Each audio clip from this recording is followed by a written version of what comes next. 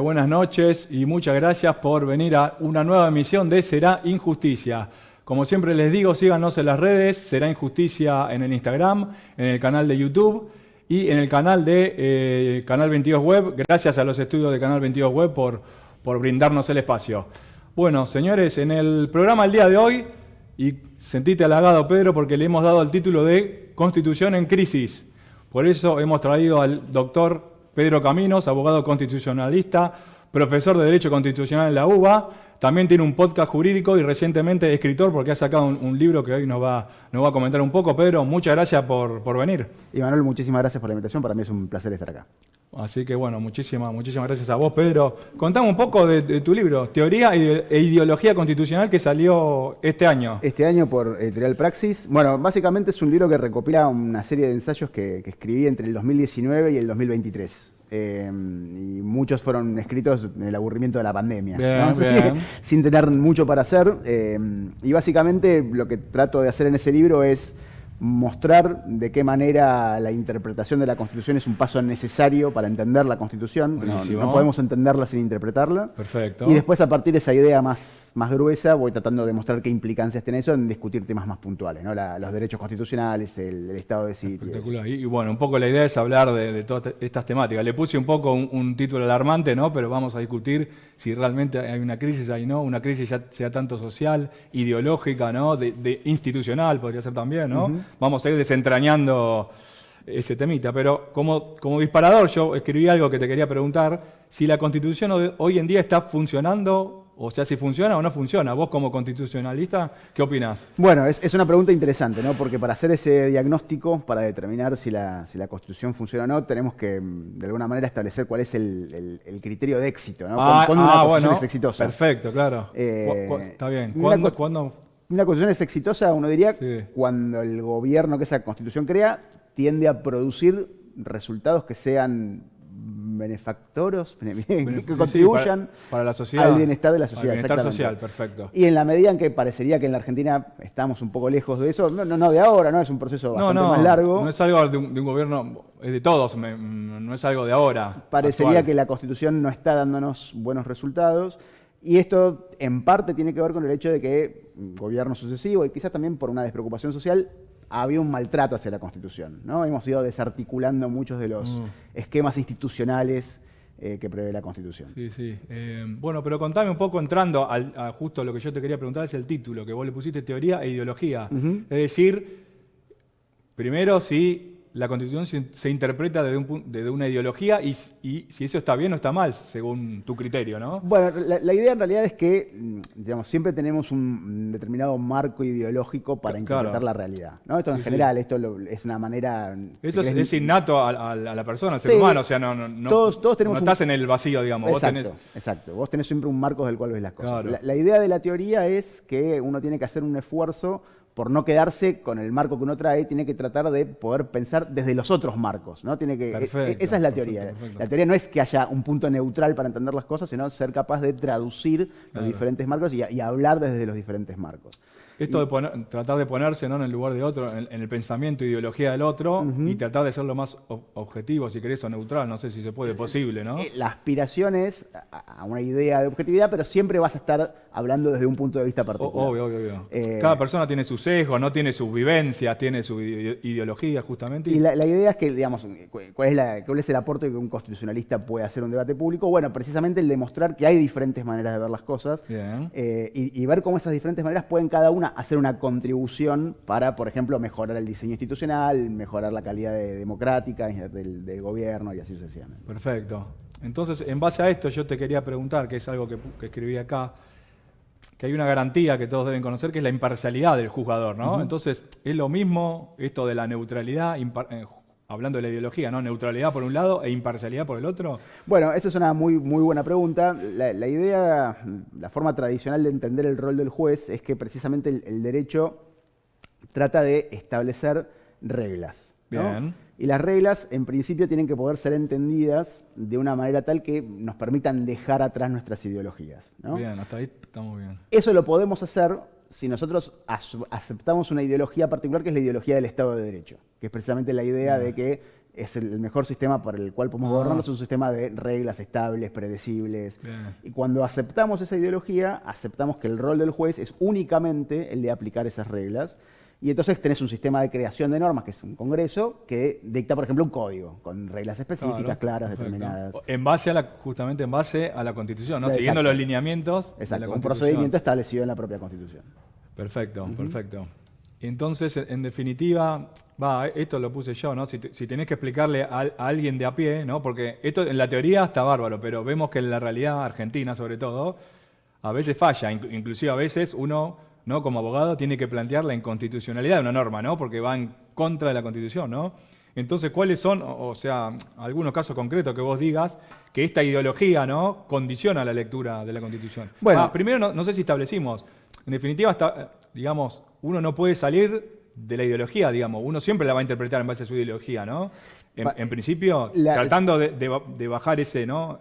Como dijimos. Siempre vas a tener el marco, lo que sí puedes tratar de hacer es de verlo desde diferentes marcos posibles. Ahí está. ¿No? Ese es el esfuerzo, si querés, de imparcialidad cuando ves la Constitución. Perfecto. Y digamos, y uno de los problemas o características que tiene la práctica constitucional, no solo en la Argentina, ¿no?, sino es algo más que ocurre en casi todos los países occidentales, es que en los últimos años se ha tendido a ver al derecho no tanto como un conjunto de reglas, sino como un conjunto de principios. Y los principios son normas menos específicas, más abstractas, donde si vos usás la ideología para ver el contenido de los principios, entonces es mucho más fácil que haya conflicto político reflejado en la interpretación de la Constitución. Y entonces, si nosotros a los jueces les pedimos que, en lugar de fijarse en las reglas del sistema jurídico, que tiendan a ver en el derecho a principios, es mucho más probable que los jueces traduzcan en sus decisiones sus propias perspectivas ideológicas, dejando de lado las reglas, que tratamos de que sean reglas más imparciales en su formulación. Está bien. Y entonces acá es donde empieza a aparecer un problema, y muchas veces esto lo vemos en quejas de la judicialización de la política. Eso quería hablar, claro. Claro, si nosotros esperamos que los jueces apliquen principios, entonces esos jueces van a tender a ver en esos principios reflejados sus propias convicciones ideológicas, y entonces vas a tener un juez liberal, un juez socialista, un juez conservador, un juez... Y entonces esto hace que cuando los ciudadanos ven las decisiones judiciales, tiendan a verlas como menos imparciales, y va desacreditando la propia función del Poder Judicial. Esto es uno de los problemas de la crisis contemporánea del constitucionalismo. O sea, lo que vos decís es que entonces no hay que verlos como principio, porque eso es como que te alarga la brecha de interpretación, digamos. Tiene que ser un poco más rígido. Hay que intentar no verlo. Por supuesto, hay principios en el derecho. Sí. La posición no es extrema. La cuestión es qué es lo que tienen que hacer los jueces. Bueno, es mejor que los jueces arranquen por la legislación. Claro, vos me decís, pero en Argentina se puede plantear la inconstitucionalidad de una ley. Claro, por supuesto. Y por eso, uno de los capítulos del libro lo que hace es proponer, en realidad no es una propuesta demasiado original, la Corte Suprema tenía una serie de reglas muy tradicionales, hasta la década del 90 más o menos se usaban, y la Corte las fue dejando de lado por estas tendencias más nuevas que te contaba recién, que son tendencias de autorrestricción judicial, ¿no? Entonces la idea es que un juez controle la constitucionalidad de una ley cuando no quede otra alternativa. Esa es la idea de la última ratio. Claro, sí, La idea de tratar de evitar el control de constitucionalidad de oficio, la idea de que haya una argumentación muy clara de parte de las partes y así sucesivamente. Entonces, la idea es no eliminar eso, porque esto es un rasgo de nuestro sistema, que los jueces puedan controlar la constitucionalidad de las leyes, Claro. sí tratar de acotar el alcance que eso tiene y tratar de sujetarlo a un régimen de obligatoriedad de los precedentes de la Corte, ¿no? Y con eso vas acotando el margen que tienen los jueces para imponer sus visiones ideológicas al interpretar la Constitución. Claro, tratar de achicar esa brecha que decís vos de interpretación, ¿no? Sí. Porque la interpretación de la Constitución tiene que ser, ¿no? Como media, o sea, tender más a ser rígido, porque si no uno puede decir cualquier cosa. Otra vez esto depende de cómo veas a la Constitución. La Constitución, por supuesto, es un texto que tiene algunas de sus disposiciones, se parecen más a reglas, ¿no? Claro. Dice que el mandato del presidente dura 4 años. Bueno, eso es una regla. Es Claro. más difícil interpretarlo. Claro. Otras disposiciones, cuando la Constitución te dice que todos los habitantes de la nación tienen una serie de derechos, bueno, el alcance de esos derechos, la misma Constitución dice que tiene que haber leyes que reglamenten su ejercicio, y el artículo 28 dice que esas leyes no los pueden alterar, y ahí ya empezás en un juego donde seguramente un juez más liberal va a pensar, por ejemplo, que la libertad de comercio tiene un peso determinado, un juez más intervencionista va a pensar que esa libertad de comercio es más acotada, y así sucesivamente. Y ahí es donde tenés el problema. Por eso la importancia de la ley. La ley es un ámbito de toma de decisión democrática, si las cosas funcionan bien, que permite que diseñemos socialmente qué tipo de, por ejemplo, libertad de comercio queremos. Perfecto, hasta ahí perfecto. Entonces, vos mencionaste el tema de esto, el problema, ¿no?, de la judicialización de la política. Entonces, desarrollame un poquito, vamos desarrollando. Si está bien o está mal que determinadas temáticas políticas se judicialicen. Ahí hay un temita, ¿no? Sí, a ver, en realidad no es el hecho en sí mismo de la judicialización, sino el problema es que cuando los tribunales empiezan a avanzar muy decididamente por ese camino, terminan pisándose la sábana, ¿no? Digamos, sus propias ropas. ¿Por qué? Bueno, porque uno de los elementos que permite construir legitimidad a los tribunales, al Poder Judicial, es precisamente la idea de que son independientes e imparciales. Está bien. Y entonces esto lo pueden hacer en la medida que ellos apliquen normas que no coincidan con sus convicciones personales. Perfecto. Cuando tienen que empezar a darle contenido a estos principios más abstractos, se vuelve mucho más probable que hagan prevalecer sus convicciones personales. Claro. Y entonces, claro, el ciudadano que esté de acuerdo políticamente con ese juez va a decir, mirá qué buena sentencia, pero el ciudadano que esté en contra de las ideas políticas de ese juez va a decir, este juez es un juez partidario. Y entonces lo que termina ocurriendo es que el Poder Judicial se deslegitima al proceder de esa manera, ¿no? Ese proceso de judicialización de la política termina llevando a un proceso de politización de la justicia. Ahí está. Empezás a tener jueces muy claramente orientados a diferentes grupos políticos y además crece la tentación de la política. La política siempre quiere cooptar a la justicia, pero cuanto más importantes sean las decisiones que toma en términos políticos el Poder Judicial, todavía más tentación va a tener la política de cooptar al Poder Judicial. Claro. Entonces entras en un círculo vicioso que te terminás quedando sin nada al final. Sí. Y esto tiene que ver con las que estuvo muy de moda en la corte menemista, el tema de las cuestiones políticas no justiciables, ¿no? Que también es medio una interpretación, porque cuando se veía, ¿no?, que las decisiones cuando le convenía decía que son cuestiones políticas no justiciables y cuando no le convenía se metían, ¿no? O sea, ¿cómo hacemos el contrapeso de esa cuestión? Es una muy buena pregunta. Efectivamente, cuando yo hace un ratito aludí a esta idea de las reglas de autorrestricción judicial, la doctrina de las cuestiones políticas no justiciables es una de esas reglas. Y yo en principio soy favorable que exista un espacio de no judiciabilidad para tratar de reducir esta clase de problemas. Pero claro, por supuesto, si vos tenés un gobierno que cooptó a la Corte Suprema, como había pasado en los 90, bueno, esa doctrina en definitiva sirve para que la Corte no haga ningún control. Claro, ¿no? Entonces, se va al otro extremo. Exactamente, esta es una cuestión medio pendular. La idea es que haya menos judicialización, pero no que no haya ninguna, ¿no? Porque eso es eliminar el propio resguardo institucional que establece la Constitución. Perfecto. Y después, bueno, ahora actualmente te quiero preguntar, ¿no?, con este último gobierno, si hay una avanzada judicial, si vos ves que hay una avanzada judicial del gobierno, ¿no? Porque se vio que judicializaron muchas temáticas, ¿no?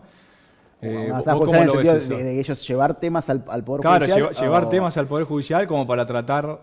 Sí, ¿no?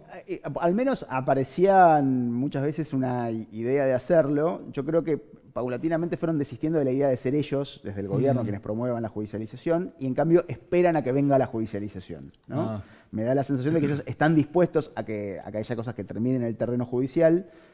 Digo, por poner un ejemplo muy concreto, lo que pasó con las 3 leyes de financiamiento de universidades, emergencia pediátrica y emergencia de discapacidad, donde fueron promulgadas, pero con esta especie de aclaración de que igual no las van a cumplir. Bueno, eso es una invitación a judicializar. Claro. Pero bueno, indirectamente te están diciendo andá a la justicia y arreglate, ¿no? En algunos casos, digo, en el caso de las personas que tienen discapacidad o sus familiares, parecería que ahí tienen herramientas para judicializar. Y parece, los vamos a esperar acá, judicialicen y los esperamos. Claro. Después hubo, si querés, temas lo que pasa es que quedaron truncados por la dinámica política, pero la designación de jueces en comisión, más allá de la discusión constitucional, si es procedente o no, yo tengo serias dudas sobre eso, pero más allá de esa discusión, lo concreto es que ahí hubo un intento también de llegar a la Corte, digamos, por la ventana, ¿no? Aun cuando sea una ventana constitucional, no deja de ser una ventana, no es la puerta. Claro. Quiero enganchar, Pedro, con...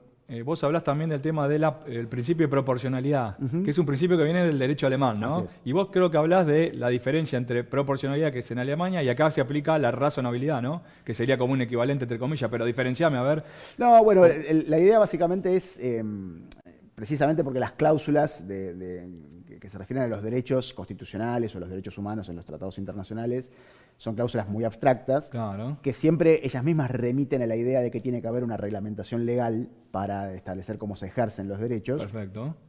Vos tenés que establecer cuándo esa reglamentación legal infringe o no infringe el derecho. Bien. Y entonces los diferentes tribunales constitucionales, Cortes Supremas, van desarrollando métodos, estándares, tests para hacerlo. En el caso del Tribunal Constitucional Alemán, se llama principio de proporcionalidad, que es muy alemán, ¿no? Como está pensado. Son 3 pasos que hay que seguir. Y la idea es que un juez va haciendo como una especie de checklist, ¿no? Entonces, lo primero que hay que identificar es cuál es la finalidad que persigue la legislación. En segundo lugar, si el medio elegido por el legislador es adecuado o idóneo para alcanzar esa finalidad. En segundo lugar, determinar que no haya otros medios que sean menos restrictivos para alcanzar la misma finalidad que el que eligió el legislador.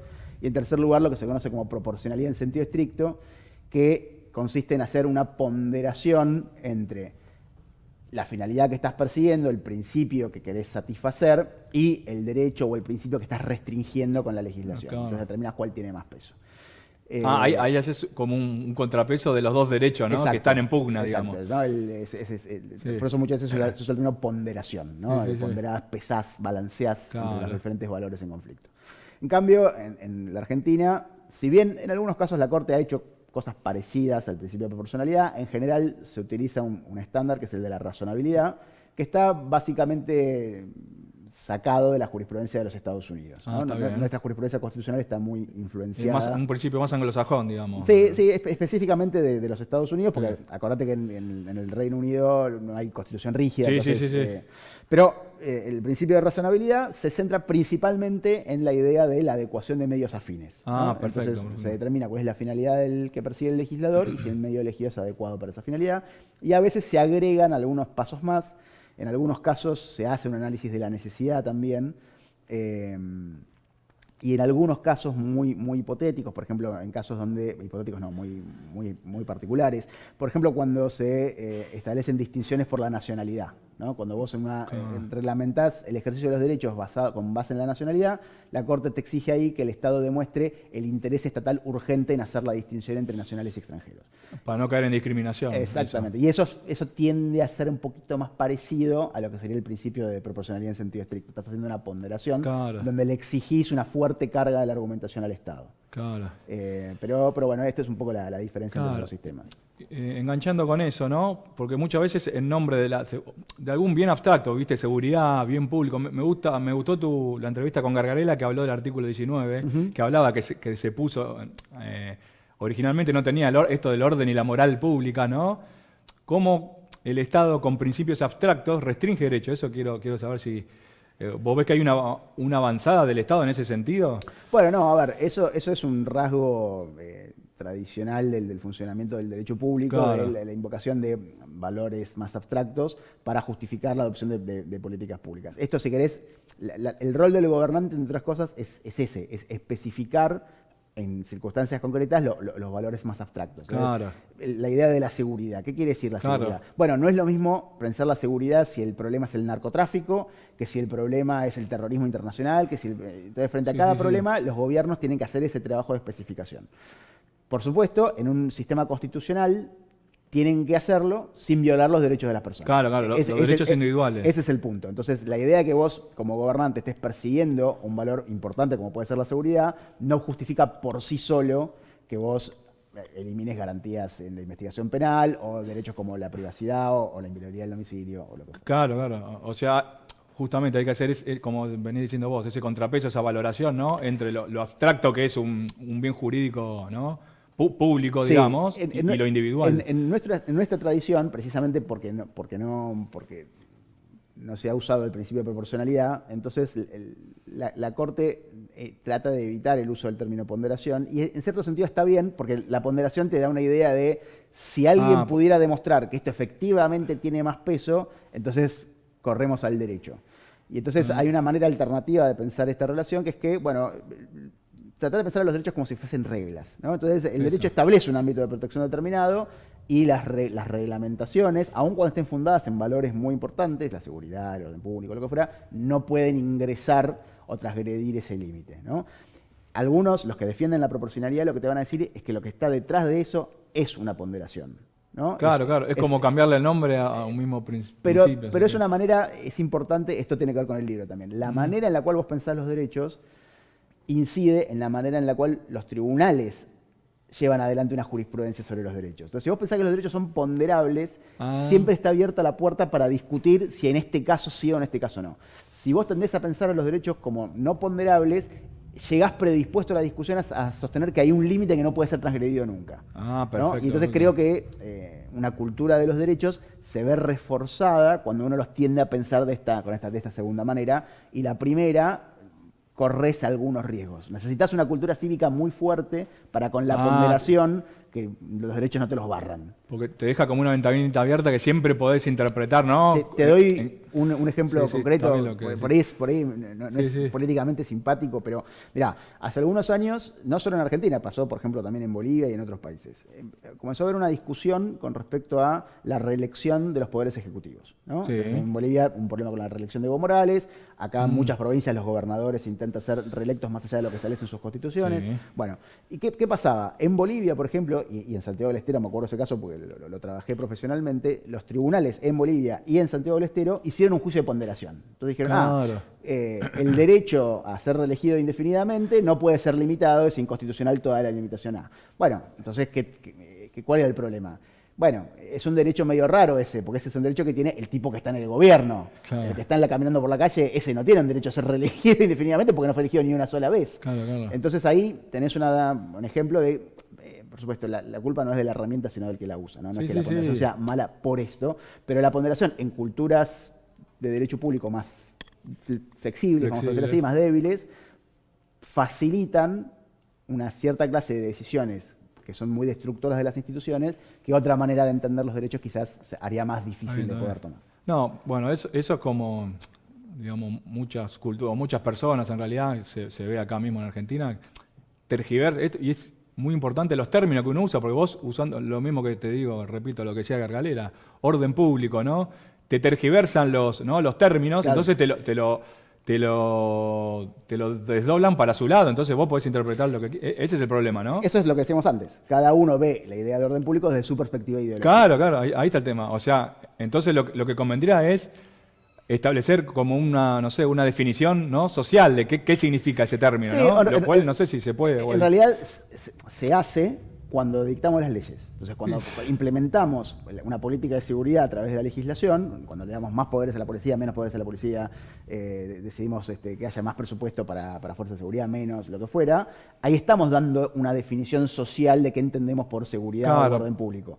El punto ahí no es tanto cómo definimos, eso lo vamos definiendo a través de la ley, sino cuando lo hacemos, si nos llevamos puestos los derechos de las personas o no. Ahí está el tema. Entonces, por ahí es más importante que esté definido qué quiere decir orden público en abstracto, es más importante pensar en abstracto cuál es el alcance que tienen nuestros derechos.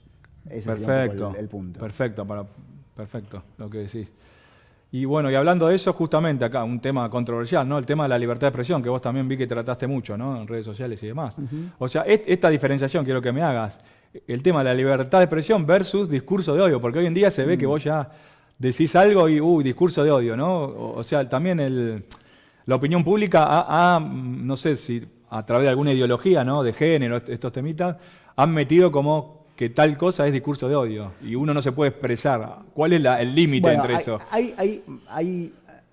Vamos, si querés, a lo más abstracto Sí. y después podemos bajarlo a discusiones más concretas, ¿no? Pero hay una idea que me da la sensación de que es intuitivamente correcta y hay algunos estudios empíricos que parecen respaldarla, que es la idea de que efectivamente si se mantienen determinados discursos de agresividad, de llamado a la violencia, Sí. de señalar la inferioridad de ciertos grupos en particular, esto hace más probable que se desarrollen actos de violencia contra esos grupos.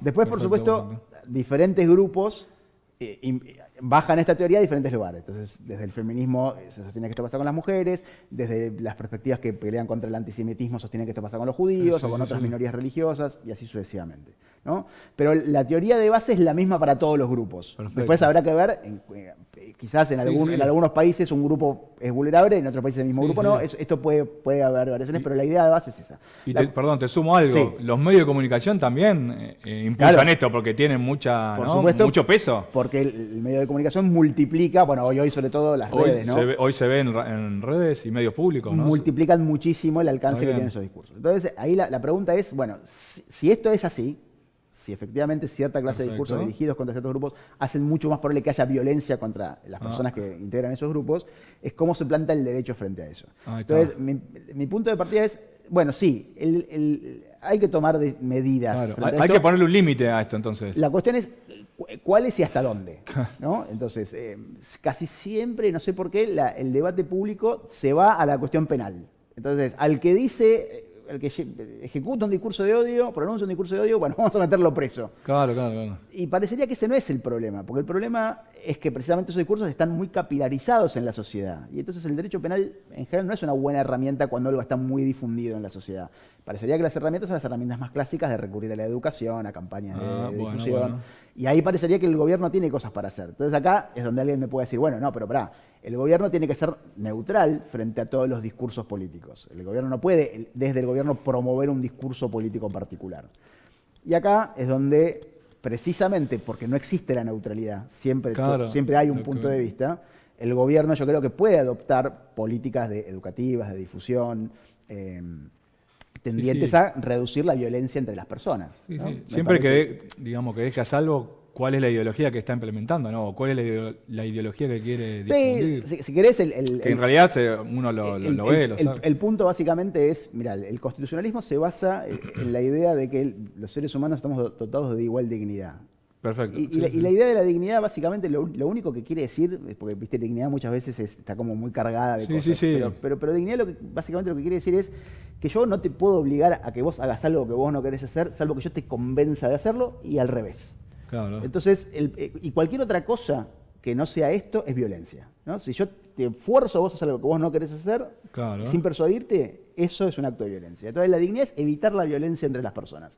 Entonces un Estado constitucional creo que hace bien en tratar de evitar la violencia entre las personas. Claro. Y si una forma de hacerlo es reduciendo la difusión de discursos de odio, está perfecto también. Claro. El punto es, otra vez, una discusión de derechos y de efectividad. Si vos permitís que el gobierno castigue penalmente discursos, entrás en una pendiente resbaladiza donde se vuelve muy fácil que un gobierno pueda castigar no al discurso de odio puro, digamos, sino al opositor político. Claro, o al que piensa diferente porque sí. Como se ha visto en varios regímenes totalitarios, ¿no? Que esto, lamentablemente, estamos en una época donde está empezando a haber causas penales por el ejercicio de la libertad de expresión. Y pueden ser expresiones que a mí me parecen espantosas, pero la verdad es que me parece muy peligroso que los jueces penales tengan la posibilidad de determinar qué discursos se pueden pronunciar y qué discursos no.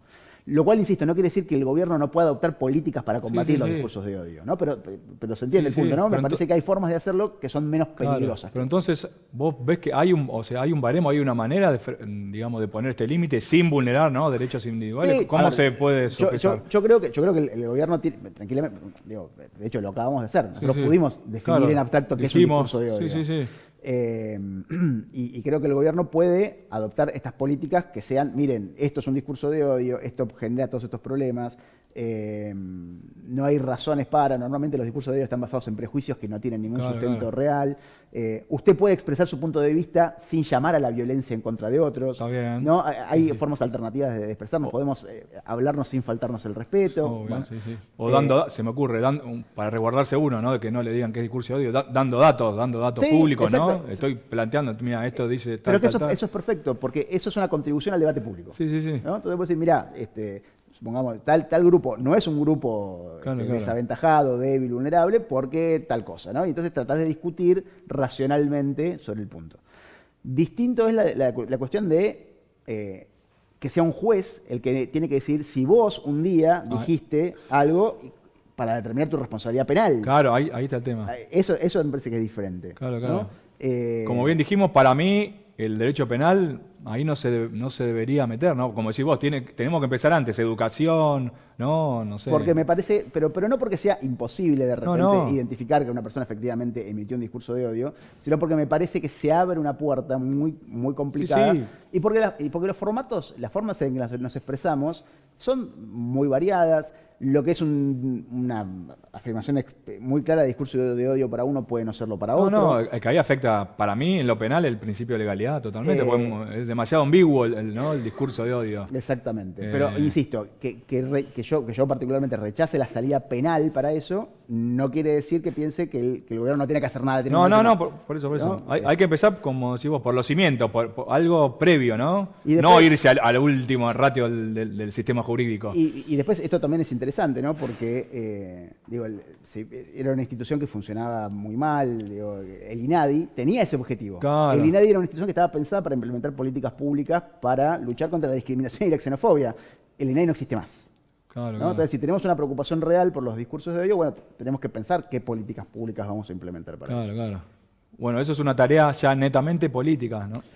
Sí, pero bueno. Que hay que discutir entre toda la sociedad. Pero parecería que si pensamos que hay un mandato constitucional de luchar contra la discriminación, vamos a tener que pensar qué políticas públicas vamos a implementar. Va a haber apertura, no es que la Constitución va a bajar, no es que tiene que existir necesariamente un INADI, puede haber otras políticas públicas. Pero a lo que señala es el abandono de las políticas públicas sobre ese tema. Yo lo vinculo mucho, ¿sabés con qué? Con el tema de las falsas denuncias. He traído varios colegas que hemos hablado, que es una problemática que yo entiendo que está creciendo. Pero lo mismo te digo, o sea, tenemos que hablar con datos, tenemos que, a ver cuántas denuncias penales por año hay, cuántas realmente se resuelven, cuántas no, hay que hacer un... Ese es un problema muy interesante. El derecho, cuando establece regulaciones, está pensando siempre en una generalidad de casos. Claro, ¿no? Sí. Y siempre vas a tener una cantidad de casos recalcitrantes, ¿no? Casos raros. En el derecho laboral, si querés, que es una cosa que siempre se discute. Bueno, el derecho laboral está pensado para proteger a la generalidad de los trabajadores y puede ser que tengas algún trabajador que se aproveche un poco. Claro, del sistema, ¿no? Eso puede pasar. Ahí el análisis que creo que hay que hacer es, ¿cuántos casos realmente son esos casos donde un trabajador pasa eso frente a toda la protección real que vos le asegurás a un montón de trabajadores? ¿No? Claro. Y con las falsas denuncias es lo mismo. Bueno, es verdad, la posibilidad de denunciar sin consecuencias es alta, es problemática. Hay que ver realmente cuántas falsas denuncias se producen para pensar en establecer restricciones a la posibilidad de denunciar. No tengo una posición tomada sobre esto. No, yo tampoco, pero... Sencillamente para una manera de pensar cómo llevar adelante la discusión. No, lo que sí, yo tampoco tengo una posición tomada, me parece que es un debate que se tiene que hacer, pero yo lo veo problemático, te vuelvo a decir, en el derecho penal es problemático, porque vos ahí estás hablando, ya no es una indemnización que es algo monetario, ¿no? Estás hablando de la libertad de una persona y de que con una denuncia vos le arruinás realmente la vida a una persona. Mirá, denuncias por abuso, son bastante graves, ¿viste? Lamentablemente, ahí está ahí si querés, eso también es interesante, ¿no? Que es un tema de educación jurídica. Exactamente. En la facultad no nos enseñan reglas éticas para hacer denuncias Bueno. penales. Entonces revoleamos denuncias Claro, penales, claro. se usa como una herramienta más, cuando Sí. los propios abogados deberíamos utilizarlas con más precaución. Sí, un ejercicio ético, ¿no? de la profesión. Ujú. Más en estos casos graves como es el derecho penal, porque ya estás hablando de bienes jurídicos muy apreciados, ¿no? por la sociedad. Ese es el Exacto, punto. exacto. Bueno, Pedro, a ver, queríamos entrar al tema de la Corte, tema de Corte Suprema. Primero que vi la entrevista que tuviste con Maqueda, muy buena, pero hablame que él habló de esto del 280, el famoso 280, para el público que no sabe. La Corte te puede rechazar un recurso extraordinario sin expresar causa. Te enumera un artículo que está ahí en el Código Procesal y te lo rechaza de plano sin expresar causa ni fundamentos. Esto viene a colación porque también vi que Maqueda hizo como una estadística de los casos que llegan a la Corte y de lo problemático que porque le llegan creo que 20.000 casos por año, una cosa así. Entonces, ¿vos cómo ves esto? ¿Está bien el 280? ¿Está mal? ¿Tendría que fundamentarse? ¿No? ¿Cómo lo ves? Mira, a ver, la discusión sobre el 280 la podemos ver de dos maneras, ¿no? Una forma es pensarlo como una herramienta más en abstracto, y más en abstracto tiene todo el sentido del mundo el 280. Perfecto. Tiene todo el sentido del mundo porque vos tuviste un expediente que tramitó un montón de instancias, donde ya el justiciable tuvo un montón de sentencias, Perfecto. y entonces uno dice, bueno, y el justiciable va por una instancia más. Bueno, pero si ya tuviste una serie de sentencias que resolvieron el caso, Sí.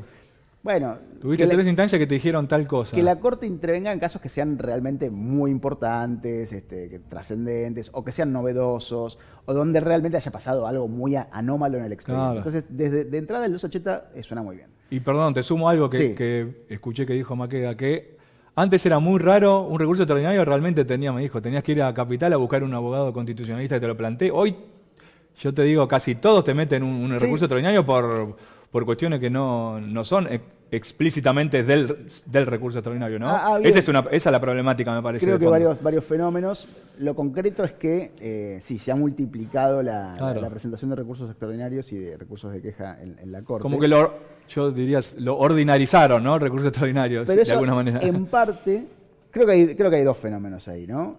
Pero el principal, en realidad, que es el que me gustaría traer a la mesa, es el que tiene que ver con un deterioro en la calidad del servicio de justicia. Y entonces, A ver. digo, yo esto que te dije recién, lo de que para mí los 80 me parece que está bien, Sí, yo lo planteo siempre, y cuando lo discuto con colegas, ¿viste? En reuniones en colegios de abogados, Sí. y siempre me dicen, claro, pero acá, viste, estás en una provincia, dice, acá el Superior Tribunal de Provincia siempre son un desastre, siempre fallan mal, no entienden nada, si no tenemos la Corte no nos queda nada. Entonces, yo entiendo la desesperación, y entonces entiendo que a ese pobre abogado cuando le meten un 280 se quiere matar. Sí. Pero me parece que ahí el llamado de atención que tenemos que hacer es, la Corte no puede solucionar todos los problemas. Bueno, eso es lo que te digo. Si el servicio de justicia es malo en general, tenemos que tratar de mejorar los Hay que consejos de la mejorar. magistratura, los procesos de selección de jueces, Sí. darle más recursos, capacitar mejor a los empleados judiciales. Entonces, pensar toda una serie de reformas orientadas a tener un mejor servicio de justicia. Hay que mejorar la calidad jurídica de los tribunales Claro, ordinarios. Porque digamos. digo, si no, cuando uno dice se termina ordinarizando la Corte, no es solamente en cuanto a las materias que tratás, sino que también la Corte también se va a empezar a caer, porque la Claro, Corte claro. no puede tener recursos humanos para dictar no. sentencias de calidad respecto a todos los expedientes no del es país. infinita, ¿no? Claro. No es infinita. Entonces, hay que tratar de pensarlo al revés, por mucho que en el medio va a haber un montón de expedientes que van a estar más resueltos, ¿no? Pero es un poco ese es el problema también. Ese es el tema. ¿Y qué opinás con respecto a la composición de la Corte, ¿no? Ahora ya muchos los abogados que están en el tema saben que tenemos 3 jueces, ¿no?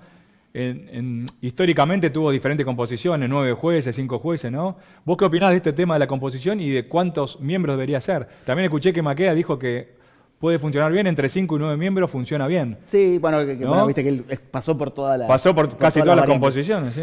Sí, bueno, mira, yo la verdad es que me parece tremendo que la Corte no esté completa, ¿no? Eso es un tema constitucional grave, te y sí, diría, ¿eh? porque- Institucional. Porque eso hace que Grave. la Corte no funcione bien, aun cuando todos le pongan la mejor voluntad posible. sí. Porque pueden tener diferencia de criterio, y basta con que uno tenga una diferencia de criterio para que haya que traer con jueces. Es un problemón. Con la afectación, ahí veo una afectación a la garantía del juez natural, ¿no?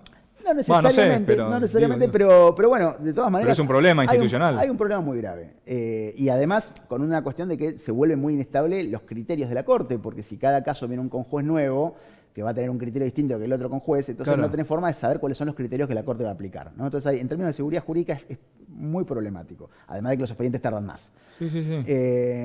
Después, en cuanto al número de jueces que tiene que tener la Corte, la verdad es que cuantos más jueces vos agregás, más tarda un expediente. Esto es así. Está bien. Porque la Corte trabaja con una dinámica en la cual los expedientes circulan por la vocalía. Sí, por vocalía de los integrantes. Entonces, yo digo, tampoco es que me voy a inmolar si son 9 jueces, pero preferiría que no sean 9 jueces. Lo que vemos es que siendo 5, la Corte queda muy rápido con menos miembros, por lo que fuera. Porque se jubilan, porque se mueren, porque es un juicio político. Bien. Entonces, quizás 7 podría permitir que haya un número de funcionamiento adecuado cuando se producen las vacantes. Y no te quedes tan rápido con una Corte con muy poquitos miembros. Claro, como pasó recientemente, que nos quedamos con 3 jueces. Pero que veníamos de 3, porque cuando Macri asume había 3. Claro. Macri consigue designar a Rosati y a Rosenkrantz, y fíjate que ahora otra vez estamos con 3, ¿no? Claro. O sea, en un lapso de un poquito más de se 8 vació años. Muy rápido. Entonces, el país, bueno, no sé si el país, pero el Poder Judicial no puede funcionar así. Está claro que es... No es un problema solo de la Corte, está todo el Poder Judicial de la Nación. De cargos vacantes. ¿Cuántos jueces subrogantes hay en todos los fueros? La Corte está simbolizando, representando lo que le pasa a todo el Poder Judicial. Sí. Está ocurriendo lo mismo que le pasa a los tribunales ordinarios, digamos. ¿Y qué opinás, Pedro, el tema, hablemos del fallo Levina, que es importante, todo este temita jurídico que hubo? Bueno, el problema de base es la justicia de Cava, ¿no? Ahí está el tema. Sí, bueno, eso para, viste, siempre los colegas de que no son de Buenos Aires, siempre les cuesta mucho entender de qué pasa, y es realmente muy difícil de explicar, pero básicamente la Ciudad de Buenos Aires, al ser la capital federal, durante mucho tiempo no tenía instituciones de gobierno propias, y por lo tanto su Poder Judicial eran tribunales que están integrados al Poder Judicial de la Nación. Exactamente. Cuando en 1996 se le da autonomía, en 1994 se le da autonomía a la ciudad, entonces parte de esa autonomía implica que ese gobierno autónomo de la Ciudad de Buenos Aires va a tener sus propios tribunales, y entonces comienza una discusión de qué hacer con lo que en la jerga llamamos la justicia nacional, es decir, los jueces del Poder Judicial de la Nación, pero que ejercen la competencia ordinaria. La justicia nacional que quedó con asiento en Cava, que se hizo ciudad autónoma. Ahí está, ¿no? El temita. Y entonces la Corte Suprema lo que hizo en el fallo Levinas fue decidir que contra las sentencias que dicten las cámaras nacionales de la justicia que sería nacional, la última instancia nacional. Que venía siendo la última instancia antes de la Corte. Bueno, que a partir de ahora, en lugar de interponer el recurso extraordinario, uno va a tener que interponer el recurso de inconstitucionalidad ante el Superior Tribunal de Justicia de la Ciudad, y recién ahí interponer el recurso extraordinario para llegar a la Corte. Esto generó, primero, una rebelión de los jueces nacionales que no quieren ni que los traspasen a la ciudad, ni que el TCJ sea su superior. Hay un problema... Salud. Gracias. Hay un problema institucional, ¿no? de los jueces, ¿no? Porque no quieren... Los jueces adoptaron una posición muy obstinada y para mí incomprensible a esta altura, porque yo puedo entender los que eran jueces nacionales en la década del 90, que llegaron al Poder Judicial con una estructura y bueno, y de repente se los cambiaron. Pero los jueces que fueron designados en los últimos 20 años ya sabían que morían la mano. Entonces es medio raro. No veo que haya un perjuicio real en cuanto, no sé, en cuanto a cargo, en cuanto a en principio, sueldo. Está claro que el traspaso no les va a poder reducir la remuneración. Que los derechos adquiridos tienen que ser respetados.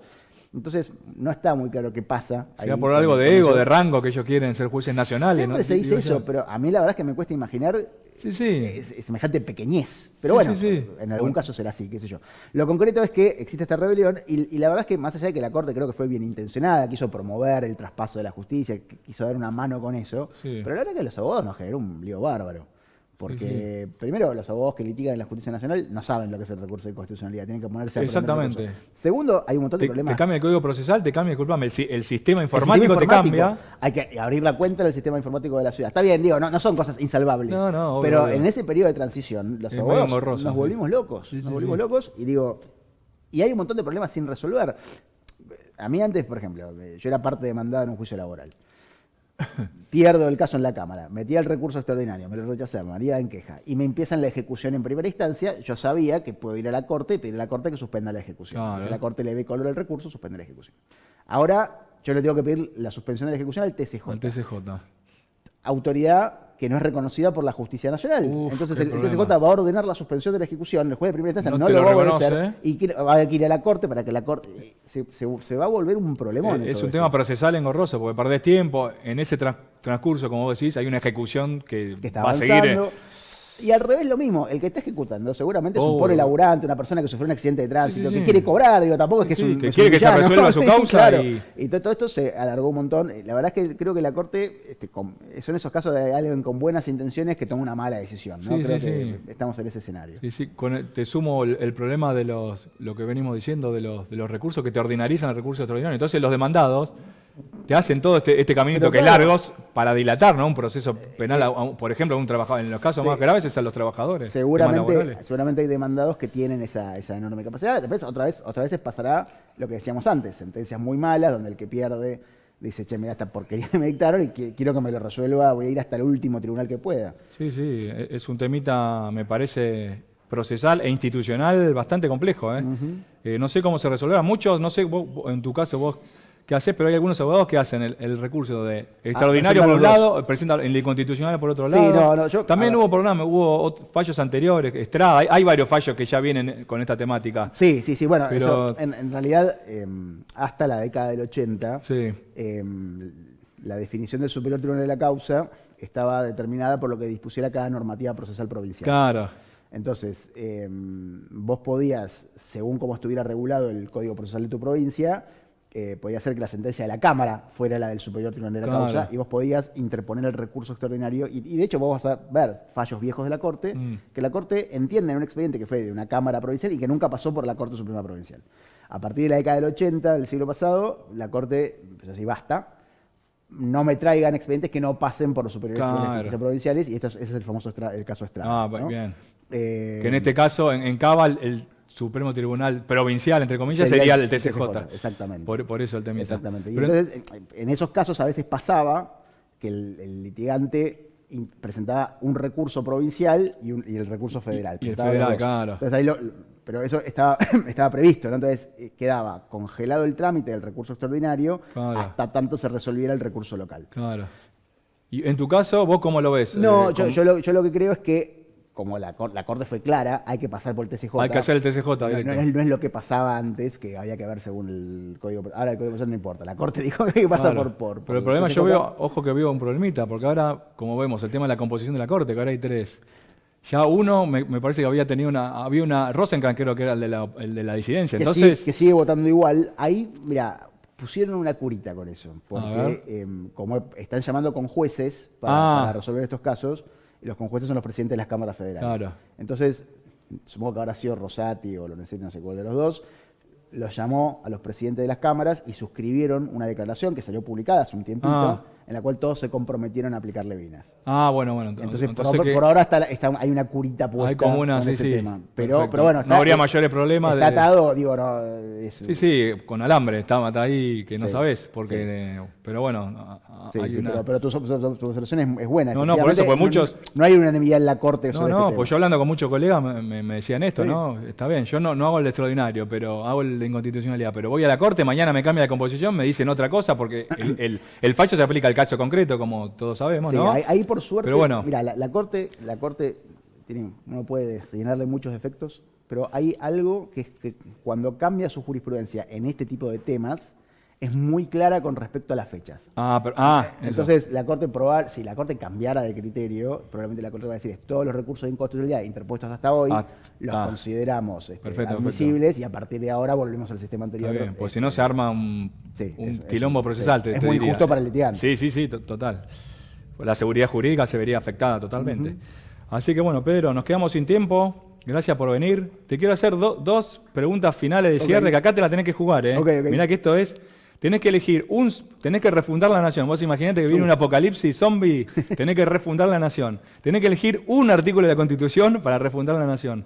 ¿Cuál elegís? El artículo 19, sin dudas. Bien. Sin dudas. Sí, Sabés que sin yo pensé lo mismo. A pesar de que a Gargarella no le gusta, ¿no? Por este temita del orden y la moral pública. Sí, no, pero no, igual, digo, Roberto tiene esa observación, pero él es fan del 19 también. No, es que el 19 es el artículo, es el que funda la idea de la dignidad de la que hablábamos antes. Perfecto. ¿No? Es la idea de, mira, hay cosas que las decido yo sobre mí mismo y nadie me puede imponer algo. Salvo, por supuesto, que mis acciones interfieran con la vida de los demás, ¿no?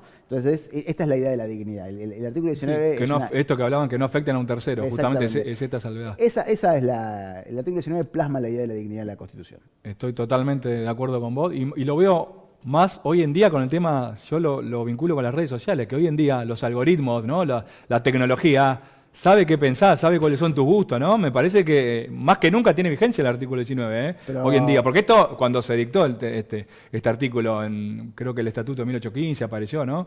No estaban todas estas tecnologías hoy en día, ¿no? Se pensó en un contexto histórico diferente. Hoy es... Había una preocupación parecida, porque en definitiva la idea es que vos tengas tu propia conciencia y puedas pensar. Pero claro, hoy hay una tecnología que hace que la invasión a la conciencia sea mucho más probable, digamos. Por eso me parece de vital importancia este artículo que vos mencionás. Totalmente de acuerdo. Bueno, y segundo, tenés que recomendarle a un estudiante de Derecho un constitucionalista para que estudie durante toda su carrera. ¿Cuál le recomendás? Uy, es una pregunta, Esa es difícil. Porque la verdad es que la Argentina tiene una tradición de buenos constitucionalistas. Total.